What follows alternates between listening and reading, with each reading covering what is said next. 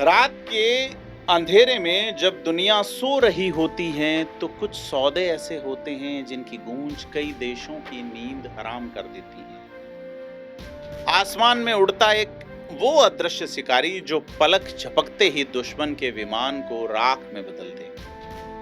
क्या आप जानते हैं ऐसी कौन सी मिसाइल है जो अब पाकिस्तान के पास पहुंचने वाली है? और क्यों इस एक समझौते ने एशिया के शक्ति संतुलन को लेकर बड़े ही गंभीर सवाल खड़े कर दिए हैं। क्या यह सिर्फ हथियारों की डील है या फिर इसके पीछे छिपी है जियोपॉलिटिक्स की कोई गहरी चाल? आज उसी राज से पर्दा उठाएंगे जो आपकी सोच से कहीं ज्यादा बड़ा। नमस्कार, मैं प्रदीप हूं, आप थिंक 360 देख रहे हैं। कहानी शुरू होती है अमेरिका के रक्षा क्षेत्र की एक दिग्गज कंपनी रेथियॉन से। वो कंपनी जिसने दुनिया के सबसे घातक हथियारों को जन्म दिया है। हाल ही में अमेरिकी वॉर डिपार्टमेंट ने रेथियॉन को जारी की गई खरीदारों की सूची में एक चौंकाने वाला बदलाव किया है और अब इस बदलाव के बाद पाकिस्तान को अब एडवांस मीडियम रेंज की हवा से हवा में मार करने वाली मिसाइलें AMRAAM अमराम बेचने की मंजूरी मिल गई। अमेरिकी वायुसेना को जारी किए गए कॉन्ट्रैक्ट में साफ कहा गया है कि रेथियॉन को C8 और D3 मिसाइलों के सुधार और उत्पादन के लिए 4.16 करोड़ डॉलर एक्स्ट्रा दिए जाएंगे। अब इस बदलाव से कॉन्ट्रैक्ट का कुल मूल्य 2.47 अरब डॉलर से बढ़कर 2.5 अरब डॉलर हो गया है। इसका मतलब साफ है कि यह समझौता सिर्फ पाकिस्तान के लिए नहीं है, बल्कि दुनिया के 30 से ज्यादा देशों के लिए सैन्य उपकरणों की एक नई खेप खोल रहा है। कल्पना कीजिए, Britain, Poland, Germany, Finland, Australia, Romania, Qatar, Oman, Greece, Switzerland, पुर्तगाल, Singapore, Netherland, Japan, Slovakia, Denmark, Canada, Belgium, Bahrain, Saudi Arab, Italy, Norway, Spain, Kuwait, Sweden, Turkey और हंगरी जैसे देश भी इस समझौते का हिस्सा हैं। एक विशाल वैश्विक नेटवर्क जिसमें पाकिस्तान का नाम अब सुर्खियों में है। सवाल है कि इन मिसाइलों की ताकत क्या है, औकात क्या है। ये कोई साधारण हथियार नहीं है। AIM-120 जिसे आमतौर पर AMRAAM कहा जाता है, अमराम कहा जाता है, एक एडवांस्ड मीडियम रेंज की एयर टू एयर मिसाइल है। अमेरिकी वायुसेना के मुताबिक यह हर तरह के मौसम में उन लक्ष्यों तक पहुंचने में सक्षम है जो आंखों से दिखाई भी नहीं देते। इसे अमेरिकी वायुसेना, नौसेना और उसके सहयोगियों के लिए विशेष रूप से डिजाइन किया गया है। रेथियॉन की वेबसाइट बताती है कि 40 से अधिक देश इन्हें खरीद चुके हैं और ये F-15, F-16, falcon, F-18 hornet और आधुनिक F-35 जैसे कई फाइटर जेट में इस्तेमाल हो रही हैं। सबसे महत्वपूर्ण बात यह है कि F-35 पर इस्तेमाल के लिए मंजूरी पाने वाली ये अकेली रडार डायरेक्टेड हवा से हवा में मार करने वाली मिसाइल है। बात करें C8 और D3 मॉडल की तो ये AIM मिसाइलों के सबसे एडवांस संस्करण हैं। ये लगभग 12 फीट लंबी होती है। हालांकि अमेरिकी वॉर डिपार्टमेंट ने या कंपनी ने आधिकारिक तौर पर इनकी मारक क्षमता नहीं बताई है, लेकिन डिफेंस जनरल जो हैं उसके अनुसार D3 मिसाइलें 180 किलोमीटर तक मार कर सकती हैं। और यहाँ एक और चौंकाने वाला तथ्य सामने आता है कि इन्हें खास तौर पर चीन की PL-15 मिसाइल्स का मुकाबला करने के लिए डिजाइन किया गया है। इसी महीने एयर एंड स्पेस मैगजीन ने रेथियॉन के अधिकारियों के हवाले से कहा कि कंपनी पिछले साल सॉफ्टवेयर में बदलाव करके AIM-120 की रेंज को काफी बढ़ाने में सफल रही है। ध्यान रहे, चीन की PL-15 मिसाइल की मारक क्षमता 300 किलोमीटर तक बताई जाती है, जबकि उसके निर्यात संस्करण की रेंज 140 किलोमीटर के आसपास है। रक्षा और मिसाइल के मामलों को देखें तो माना जाता है कि ये जो अमराम अमेरिकी वायुसेना और नौसेना की फ्रंटलाइन की एयर टू एयर मिसाइल है। पाकिस्तान की वायुसेना ने 2006 में AIM-120 मिसाइलों का C5 मॉडल हासिल किया था, जो उसके F-16 फाल्कन विमानों में लगी हुई है। और यहीं से कहानी एक और मोड़ लेती है।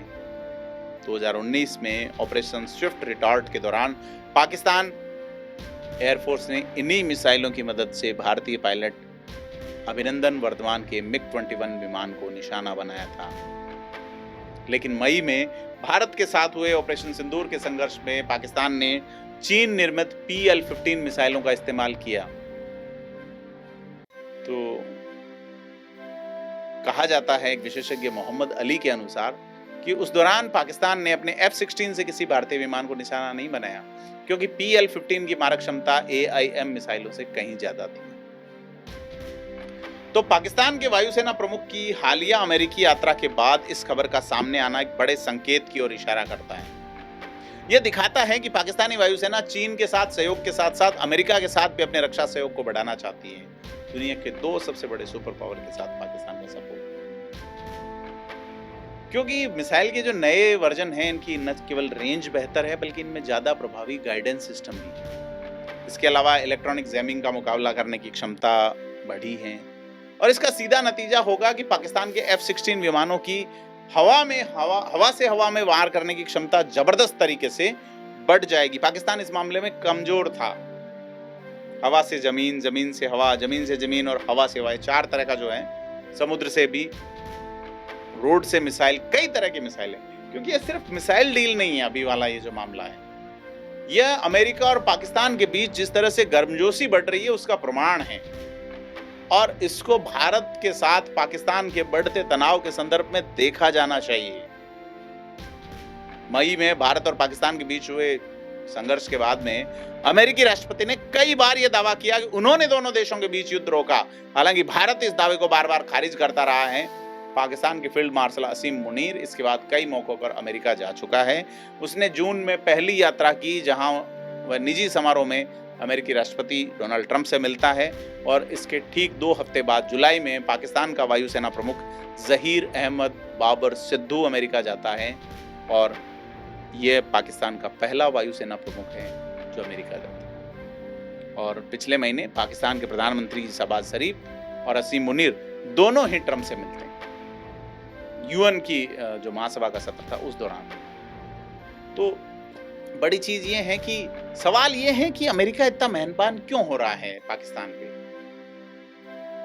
क्योंकि एक संभावित कारण तो ये है कि पाकिस्तान और भारत के बीच संघर्ष है और अमेरिका अपना हथियार बेचना चाहता है, क्योंकि अमेरिका का तो रिलेशन ही पाकिस्तान जैसे संबंधों मतलब पाकिस्तान जैसे देशों से हथियारों के लेन देन पे बना हुआ है।